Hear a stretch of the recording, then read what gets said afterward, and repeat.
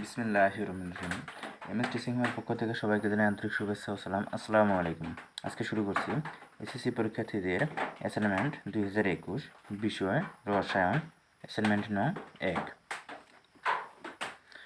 প্রিয় শিক্ষার্থীবৃন্দ, এখানে অ্যাসাইনমেন্টের নম্বর, অধ্যায় ও অধ্যায় শিরোনাম বলা হয়েছে যে তৃতীয় অধ্যায় পদার্থের গঠন।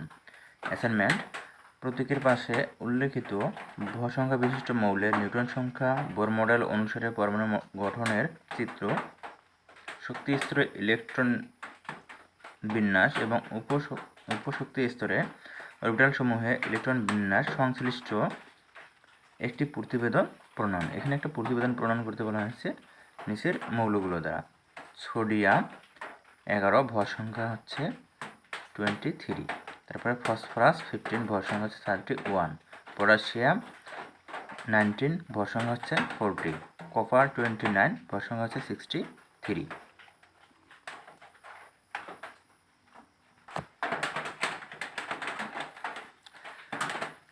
এখানে শিখন ফলে বলা হয়েছে যে পরমাণুর ইলেকট্রন, প্রোটন ও নিউট্রন সংখ্যা হিসাব করতে হবে।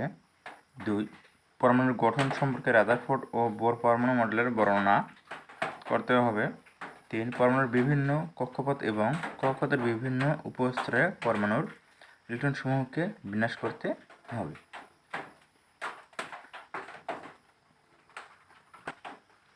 প্রিয় শিক্ষার্থীবৃন্দ, এতক্ষণ তোমরা অ্যাসাইনমেন্ট কর্তৃক প্রশ্ন দেখলা। এখন আমরা এর উত্তরে চলে যাব।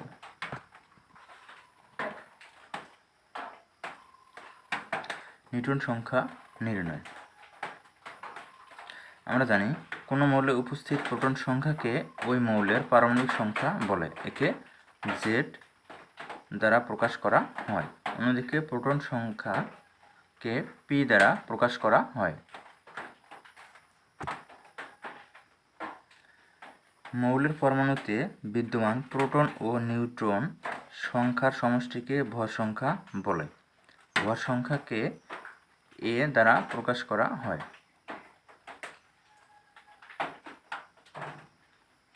ভর সংখ্যা থেকে প্রোটন সংখ্যা বাদ দিলে তাকে নিউট্রন সংখ্যা বলে।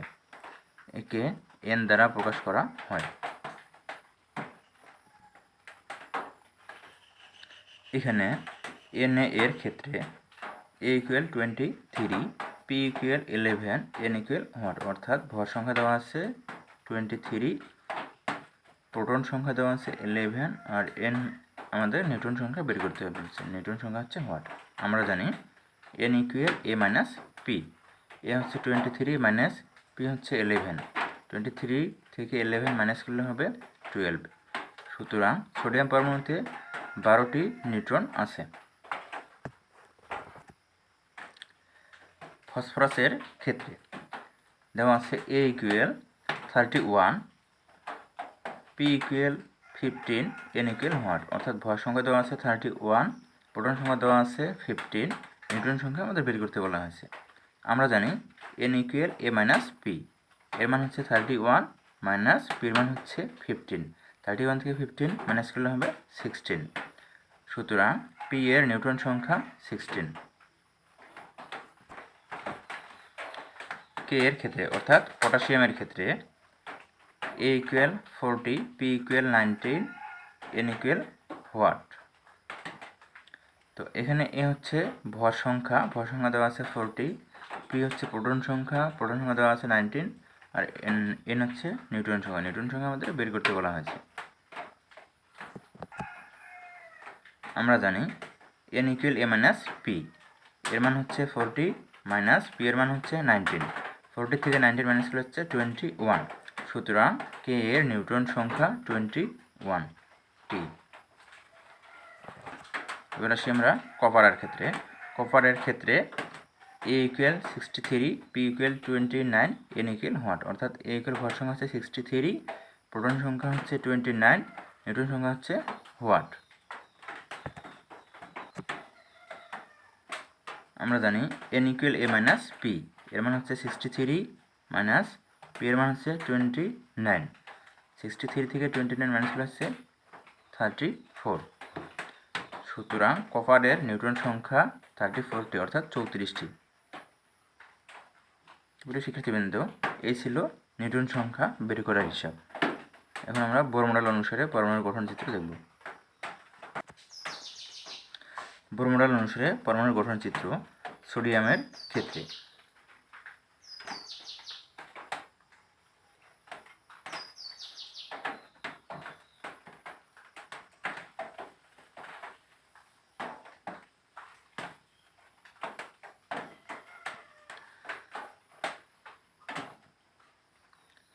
প্রিয় শিক্ষার্থীবৃন্দ, দেখো আমরা জানি প্রতিটি পরমাণুতে 2n সংখ্যক ইলেকট্রন বিদ্যমান, অর্থাৎ প্রথম শক্তি স্তরে 2টা করে ইলেকট্রন থাকবে, দ্বিতীয় শক্তি স্তরে থাকবে 8টা, তৃতীয় শক্তি স্তরে থাকবে 18টা। তো এখানে আমাদের সোডিয়ামের ইলেকট্রন সংখ্যা হচ্ছে 11 অর্থাৎ 11টি।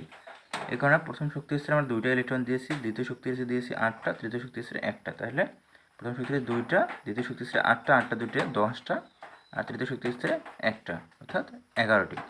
এটা হচ্ছে বোর পরমাণু মডেল অনুসারে পরমাণুর গঠন চিত্র।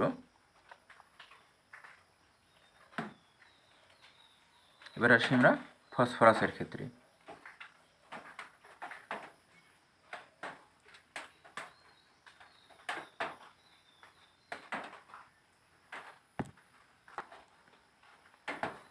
ফসফরাসের গঠন চিত্র।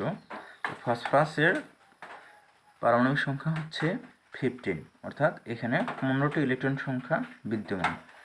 তো এখন আমরা প্রথম কক্ষপথে দিলাম 2টি, আবার দ্বিতীয় কক্ষপথে দিলাম 8টি, তৃতীয় কক্ষপথে দিলাম 5টি, অর্থাৎ প্রথম কক্ষপথে 2টি দেওয়ার পরে দ্বিতীয় কক্ষপথে 8টি, 8টা আর 2টা হচ্ছে 10টা, আর তৃতীয় কক্ষপথে দিলাম 5টা, 2 3 4 5, তাহলে 10 আর 5 15টি। এই ছিল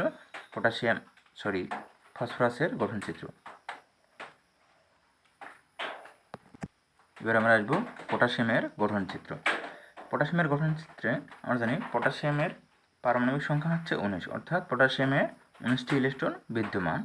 তো আবার আমরা প্রথম কক্ষপথে দিলাম 2টা ইলেকট্রন, দ্বিতীয় কক্ষপথে দিলাম 8টা ইলেকট্রন, 8 আর 2 10, তাহলে 19টা করতে আমাদের আরও কয়টা লাগে? 9টি লাগে। তৃতীয় কক্ষপথে দিলাম 9টি ইলেকট্রন, 2 4 6 8 আর 9।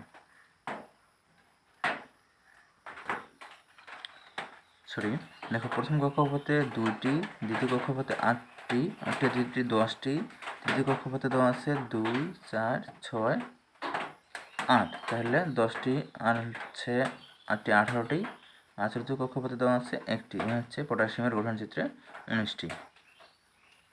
এবার আমরা আসবো কপারের গঠন চিত্র।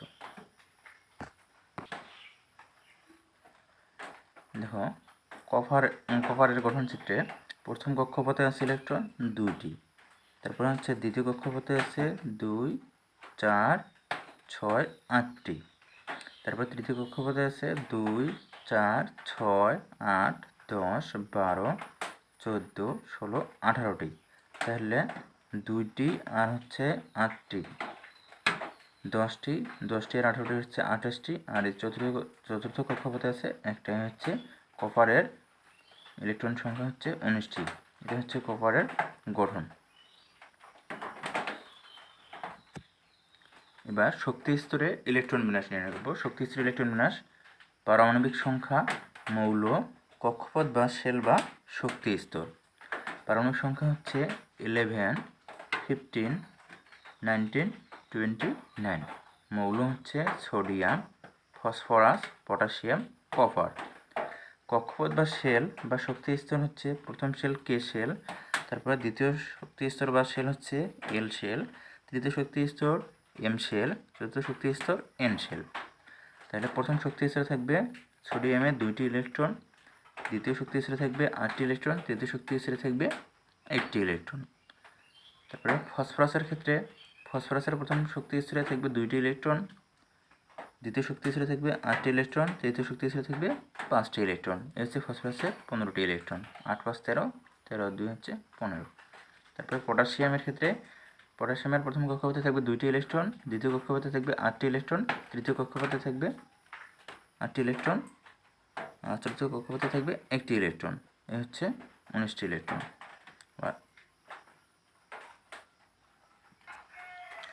কপারের ক্ষেত্রে কপারের ইলেকট্রন সংখ্যা হচ্ছে 29 অর্থাৎ পারমাণবিক সংখ্যা হচ্ছে 29। প্রথম কক্ষপথে 2টি ইলেকট্রন, দ্বিতীয় কক্ষপথে 8টি ইলেকট্রন, তৃতীয় কক্ষপথে 18টি ইলেকট্রন, চতুর্থ কক্ষপথে হচ্ছে 1টি ইলেকট্রন। এ হচ্ছে 2 আর 8 হচ্ছে 10, 10 আর 18 হচ্ছে 28, 28 আর 1 হচ্ছে 29। এ হচ্ছে কপারের শক্তি স্তরে ইলেকট্রন বিন্যাস নির্ণয়। এখন আমরা উপশক্তি স্তরে ইলেকট্রন বিন্যাস নির্ণয় দেখব। উপশক্তি স্তরে ইলেকট্রন বিন্যাস নির্ণয় সোডিয়ামের ক্ষেত্রে 2টা ইলেকট্রন, তারপর হচ্ছে 2টা ইলেকট্রন। এখানে আমরা প্রথমে একটি ইলেকট্রন করে দেব প্রথম ছকে, অর্থাৎ প্রথম বক্সে আমরা একটা একটা করে ইলেকট্রন দেব। তারপরে যদি থাকে তাহলে আমরা আবার দ্বিতীয় পরের ইলেকট্রনটা করে দিয়ে দেব, ঠিক আছে। এইভাবে তাহলে সোডিয়ামের যেহেতু ইলেকট্রন সংখ্যা হচ্ছে 11, প্রথম কক্ষপথে 2টা, দ্বিতীয় কক্ষপথে 2টা, তৃতীয় কক্ষপথে 2p, অর্থাৎ পি অরবিটাল হচ্ছে 3টি, 1 2 3।